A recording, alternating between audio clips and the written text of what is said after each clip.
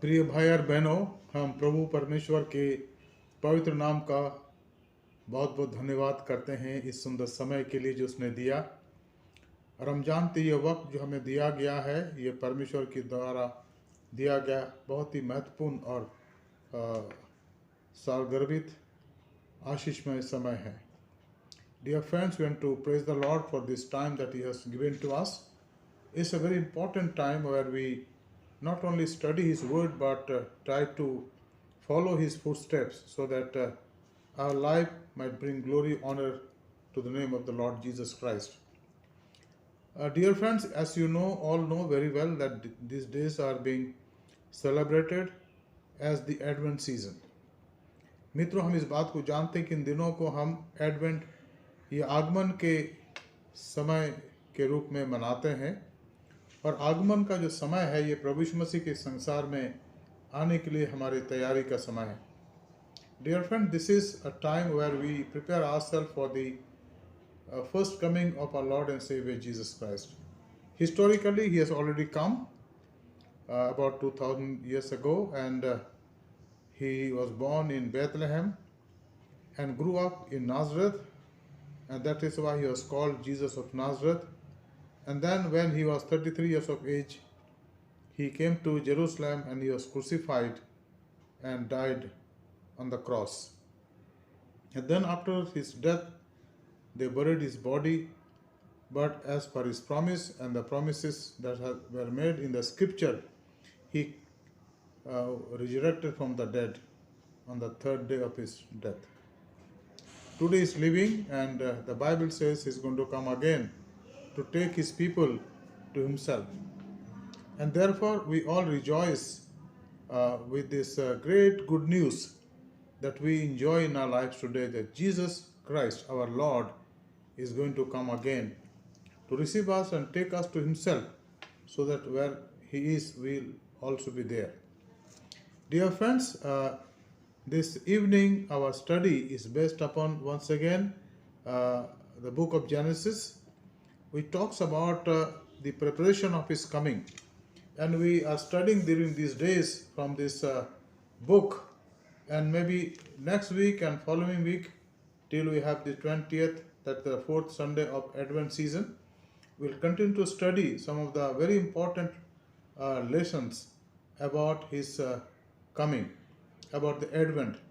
Now these prophecies need to be studied very clearly, and I'm talking to you from the book of Genesis, some of the promises that were made to Abraham, because Abraham was the forefather, the patriarch, whom God anointed so that through him the whole nation should be blessed, and he spoke to him. मित्रों, हम यहाँ पर इन दिनों में जबकि हम आगमन के सीजन में हैं, हम उन वचनों का अध्ययन कर रहे हैं जो प्रभु यीशु मसीह के संसार में आगमन के बारे में है। और हमारा विषय जो है इन दिनों में उत्पत्ति की पुस्तक से है, और हम अब्राहम के जीवन के बारे में देखते हैं, जहाँ परमेश्वर ने प्रतिज्ञा करी उस आने वाले मसीह की, जिसके द्वारा वो दुनिया को आशीष देना चाहता है। आज हम पढ़ेंगे उत्पत्ति की पुस्तक, उसका 17 अध्याय, उसके पहले पद से। जब अब्राहम 99 वर्ष का हो गया, तब यहोवा ने उसको दर्शन देकर कहा, मैं सर्वशक्तिमान ईश्वर हूँ, मेरी उपस्थिति में चल फिर और सिद्ध होता जा। मैं तेरे साथ वाचा बांधूंगा और तेरे वंश को अत्यंत ही बढ़ाऊंगा। तब अब्राहम मुंह के बल गिरा, और परमेश्वर उससे यूँ बातें करता गया, देख, मेरी प्रजा और मेरी वाचा तेरे साथ बंधी रहेगी, इसलिए तू जातियों के समूह का मूल पिता हो जाएगा। इसलिए अब से तेरा नाम अब्राम ना रहेगा, परंतु तेरा नाम इब्राहिम होगा, क्योंकि मैंने तुझे जातियों के समूह का मूल पिता ठहरा दिया है। मैं तुझे अत्यंत फलवंत करूँगा और तुझको जाति जाति का मूल बनाऊँगा, और तेरे वंश में राजा उत्पन्न होंगे। और मैं तेरे साथ और तेरे पश्चात पीढ़ी पीढ़ी तक तेरे वंश के साथ भी इस आशय की युग युग की वाचा बांधता हूँ कि मैं तेरा और तेरे पश्चात तेरे वंश का भी परमेश्वर रहूँगा, और मैं तुझको और तेरे वंश पश्चात तेरे वंश को भी यह सारा कनान देश जिसमें तू परदेशी होकर रहता है इस रीति दूंगा कि वह युग युग उनकी निज भूमि बनी रहेगी और मैं उनका परमेश्वर रहूँगा. Dear friends, you can read the same verses from the English version also of Genesis chapter 17, verses 1 to 8. Now, we need to understand, we need to study this, and I want to share with you 5 things from this portion that we read, which definitely indicate the coming Messiah. But before we do that, इसके पहले के अध्ययन को करें, आइए हम प्रार्थना करें. धन्यवाद, स्तुति और महिमा के योग्य पिता परमेश्वर, स्वर्ग और पृथ्वी के स्वामी, हम आपका धन्यवाद करते हैं प्रभु आज के सुंदर समय के लिए.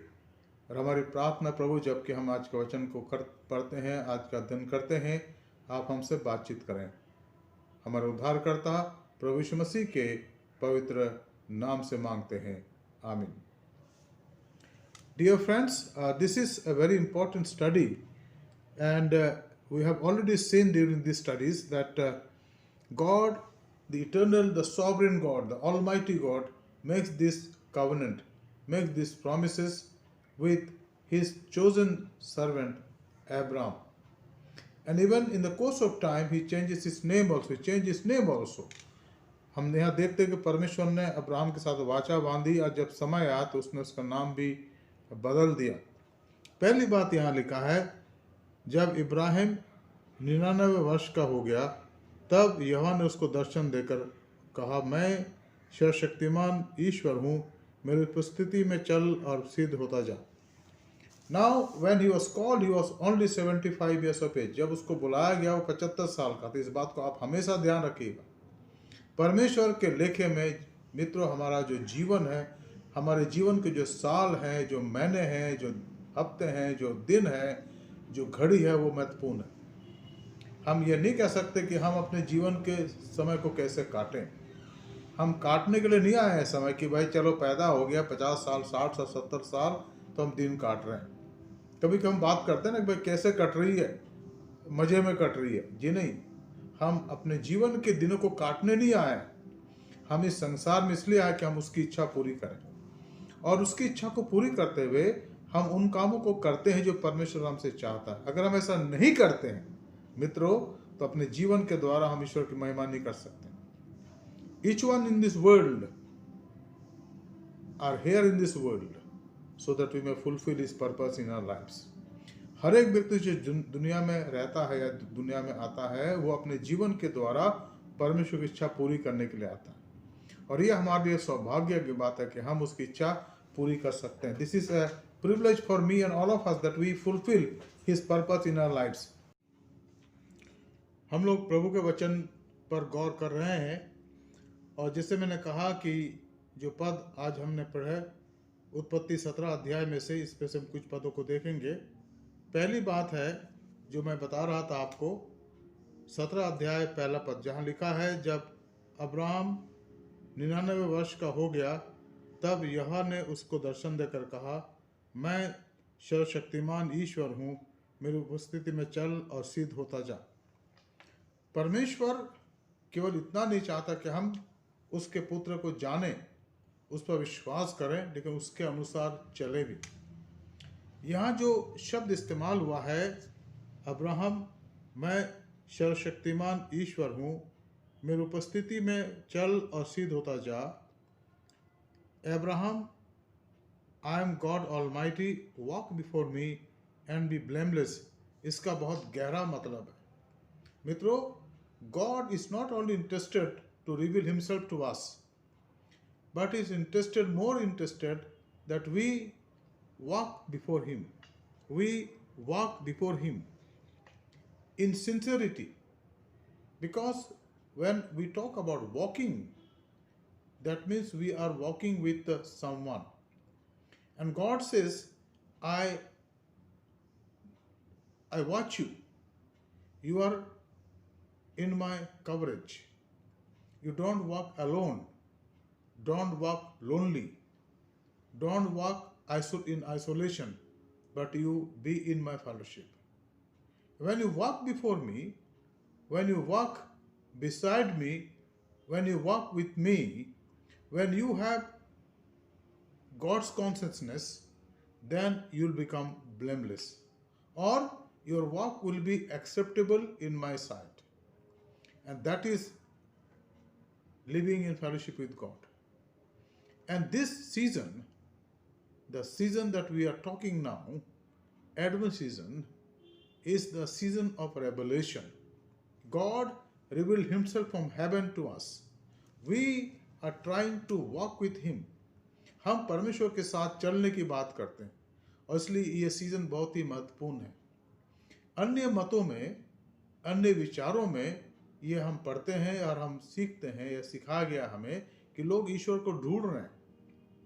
People are searching for the ultimate reality.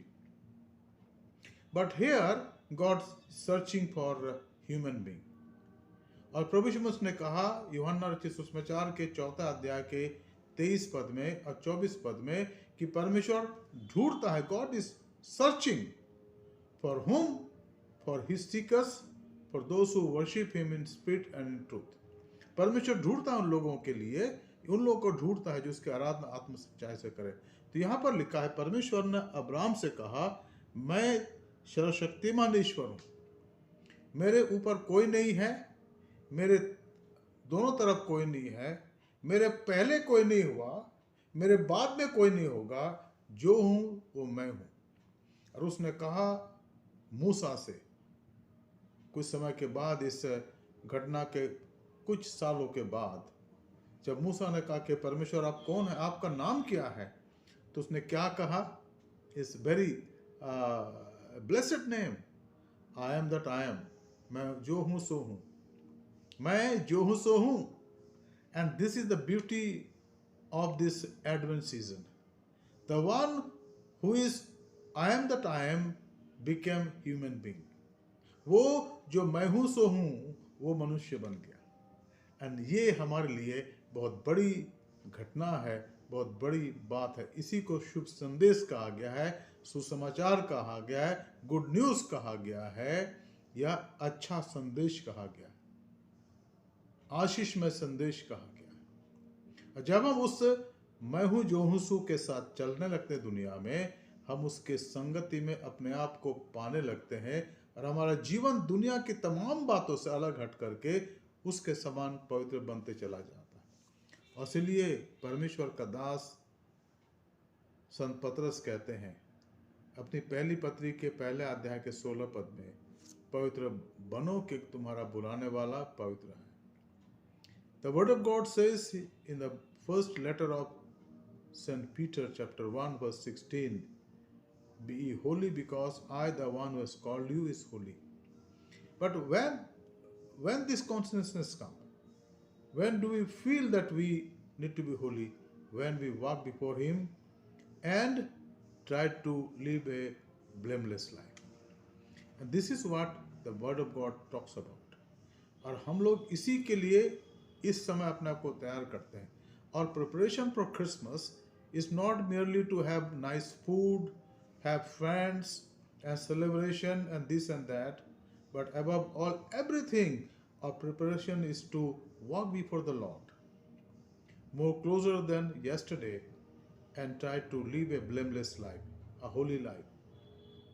That is why we are called to walk with God. हम इसीलिए बुलाए गए हैं मित्रों, इसीलिए बुलाए गए। हमारी बुलाहट इस संसार में और किसी बात के लिए नहीं है।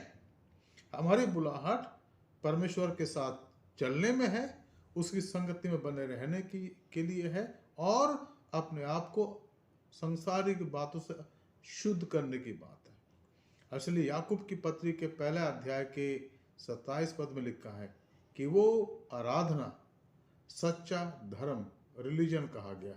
क्या है? क्या है?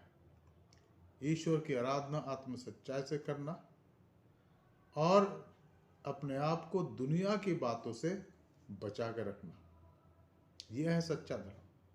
और अगर हम सचमुच में ईश्वर के लिए अपने आप को तैयार करने की बात करते हैं, यीशु मसीह के आगमन के लिए अपने आप को तैयार करने की बात करते हैं, तो हम दुनिया के पापों से, पाप में अवस्था से बचे रहने की बात करते हैं मित्रों।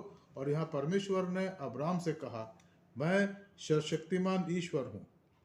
इसका एक मतलब ये भी है, अब्राहम तू अपने आप मेरे साथ चल नहीं सकता, तुझे सर्वशक्तिमान पर आधारित होने की आवश्यकता है, और मैं जो तुझसे बात कर रहा हूँ वही हूँ। अगर तू मुझ पर आधारित हो जाएगा तो तेरा जीवन परमेश्वर के योग्य बन जाएगा और तेरा जीवन शुद्ध होता जाएगा। और ये है हमारे लिए, मेरे लिए, आपके लिए शुभ संदेश है। एपोस्टल मैथोडिस्ट चर्च के कलीसिया के लोगों के लिए शुभ संदेश है, और परमेश्वर हमारी सहायता और हमारी मदद करे। दूसरी बात, दूसरे पद में लिखा है, मैं तेरे साथ वाचा बांधूंगा और तेरे वंश को अत्यंत ही बढ़ाऊंगा। तब अब्राम मुंह के बल गिरा और परमेश्वर उससे ये बातें करता गया, देख मेरी वाचा तेरे साथ बंधी रहेगी, इसलिए तू जातियों के समूह का मूल पिता हो जाएगा। Now the second point that we want to study here or read here was 2nd, 3rd and 4th, that I may make my covenant between me and you, God is talking to Abraham, and may multiply you greatly. Then Abraham fell on his face, and God said to him, behold, my covenant is with you, and you shall be the father of a multitude of nations. Multitude of nations. Now, how it is possible? It became possible because he is God sovereign. He is Almighty God. With him nothing is impossible. He made the plan of salvation for human being for the entire universe. The coming of Jesus is not the good news only for human being but for entire universe. The God who created the entire universe,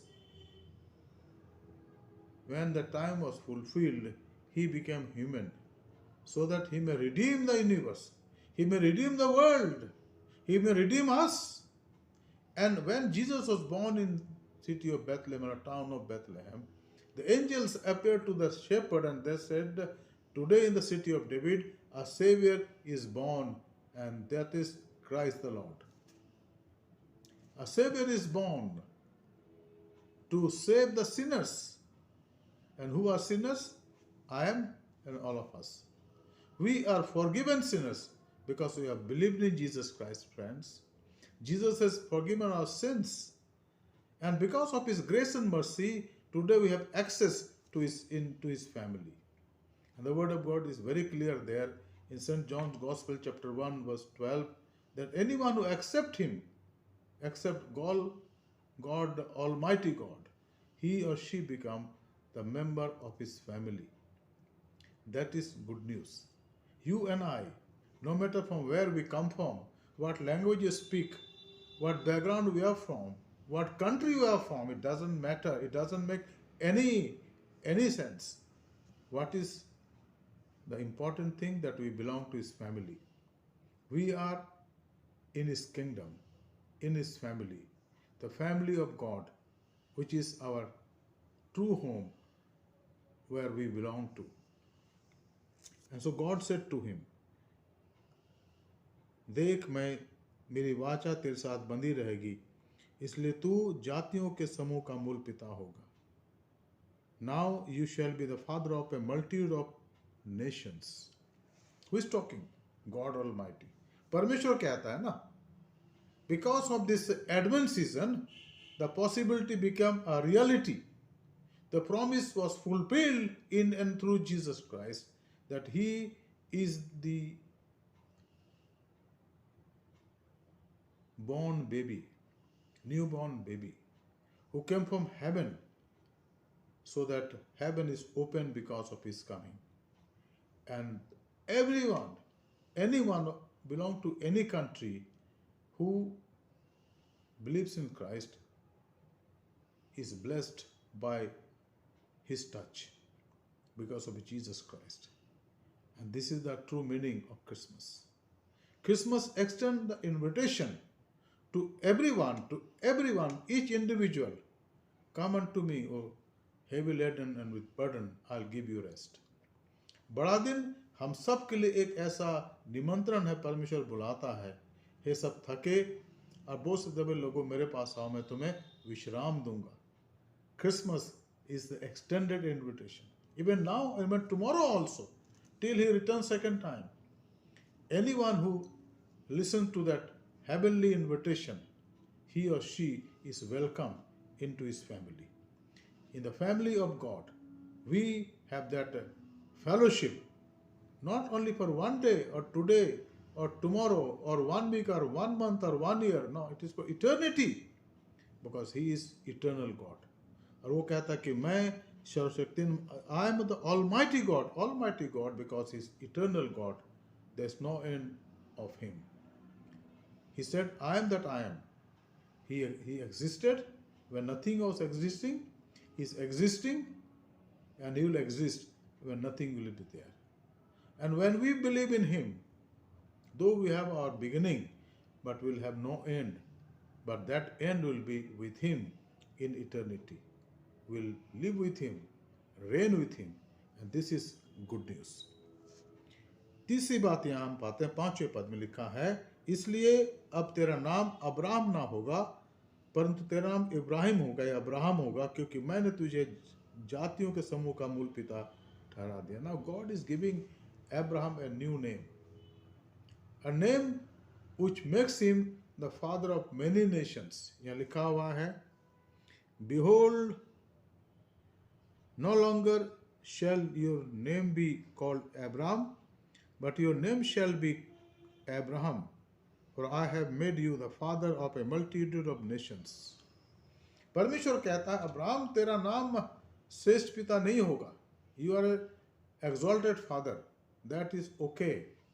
Your father gave you that name. Terah gave you that name when you were in Ur and Haran.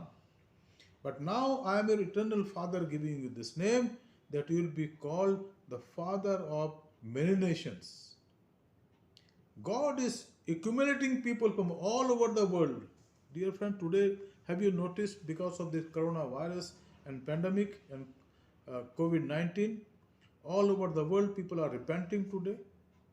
And to whom they are praying? They are praying to Lord Jesus Christ. Not any other, because he is the real. वो सचमुच में सच्चा परमेश्वर है. उसी के सामने पापों को जब मानते हैं तो क्षमा करने का अधिकार उसके पास है. और यीशु मसीह ने यही तो कहा है संसार में, तुम इस बात को जान लो कि इस संसार में मनुष्य के पुत्र यीशु मसीह को पाप क्षमा करने का अधिकार दिया गया है. इसलिए उसने उससे व्यक्ति से कहा, अपनी खाट उठा और चल फिर, जो झोले का मारा हुआ था. He is the only one, the eternal, the sovereign God, who has the right to forgive our sins. And when we are forgiven, we are added into his family, the new family, the family about which the prophecy was given by he himself to Abraham. He said, Abraham, now you will be called Abraham, the father of multitude of nations. तेरा नाम जातियों का पिता कहलाएगा, the multitude of nations. तू जातियों के समूह का मूल पिता ठहरा दिया गया.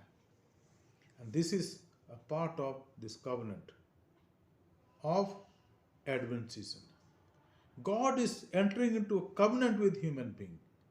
The one who is the creator of everything, he became of zero, of nothing, entering into that covenant through which we are added into his family, the family of Abraham, the father of many nations. चौथी बात, 6वां पद, मैं तुझे अत्यंत फलवंत करूंगा और तुझको जाति जाति का मूल बना दूंगा, और तेरे वंश में राजा उत्पन्न होंगे. I'll make you exceedingly fruitful, and I will make you into nations, and kings shall come from you. परमेश्वर ने अभी इसको बोल दिया. राजा लोग आने का मतलब क्या है? कि तेरे कारण जो दुनिया के लोग आशीष पाएंगे, तेरा जो राष्ट्र होगा, तेरा जो देश होगा, उसमें राजा उत्पन्न होंगे, अधिकारी उत्पन्न होंगे, जो दुनिया में राज करेंगे, और उनका इम्पैक्ट, उनका प्रभाव दुनिया में रहेगा. और आज भी हम राजा दाऊद और उनके बेटे राजा सुलेमान को याद करते हैं। और भी ऐसे राजा हुए इस्राएलियों में जिनको हम याद करते हैं, यहूदा में जिनको हम याद करते हैं, लेकिन सबसे बड़ा राजा है राजाओं का राजा, प्रभुओं का प्रभु यीशु मसीह, जो अधिकार के साथ राज्य करेगा। अब बाइबल बताती है कि जब वो संसार में दोबारा आएगा, वो 1000 साल तक इस दुनिया में राज्य को स्थापित करेगा।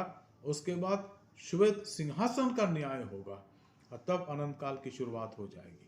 तो सारी बातें होने वाली है। यह परमेश्वर अब्राहम को उन बातों के बारे में बता देता है। और आखिरी बात, 7वां पद, और मैं तेरे साथ और तेरे पश्चात पीढ़ी पीढ़ी तक तेरे वंश के साथ भी इस आशा की युग की वाचा बांधता हूँ कि मैं तेरा और तेरे पश्चात तेरे वंश का भी परमेश्वर रहूँगा। अब मैं तुझको और तेरे पश्चात तेरे वंश को भी यह सारा कनान देश जिसमें तू परदेशियों का रहता है इस रीति से दूंगा कि युग युग उनकी निज भूमि में रहेगी और मैं उनका परमेश्वर रहूँगा।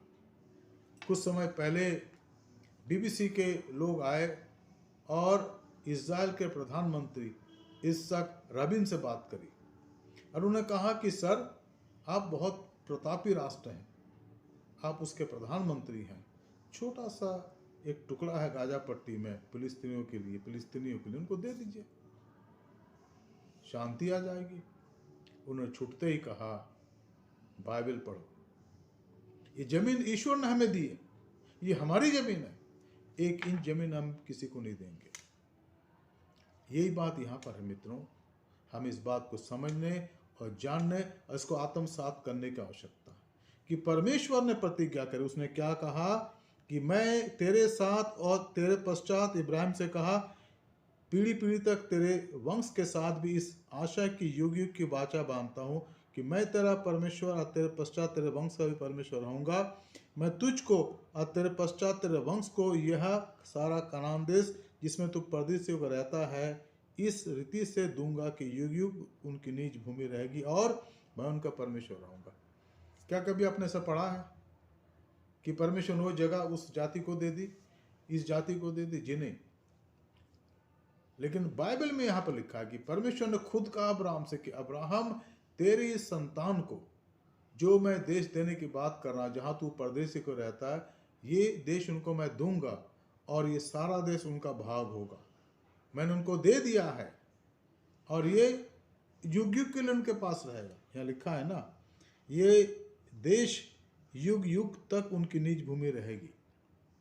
और बाइबल में ये भी लिखा है प्रकाशित वाक्य में कि नया यरूशलेम स्वर्ग उतरेगा और वहाँ पर जहाँ यरूशलेम है वहाँ उतरेगा और उसकी नाप दी गई, नाप जोक दी गई है उसको। क्या मतलब है कि परमेश्वर ने जो कुछ यहाँ कहा है अब्राहम से, उसको वो पूरा करेगा और आगे भी पूरा करता जाएगा। जो एक बात मेरे सामने आ जा रही है इस अध्ययन को करते हुए कि our God is a promise making and promise keeping God. हमारा परमेश्वर प्रतिज्ञाओं को करने वाला है और प्रतिज्ञाओं को पूरा करने वाला है। इसलिए अगर हम उस पर विश्वास करके उस पर चलते हैं, ये उसको अपने जीवन में आत्मसात करते हैं, तब उसकी आशीषों को अनंत काल तक पाएंगे और उससे आशीषित होंगे। और यही है बड़े दिन के आशीष।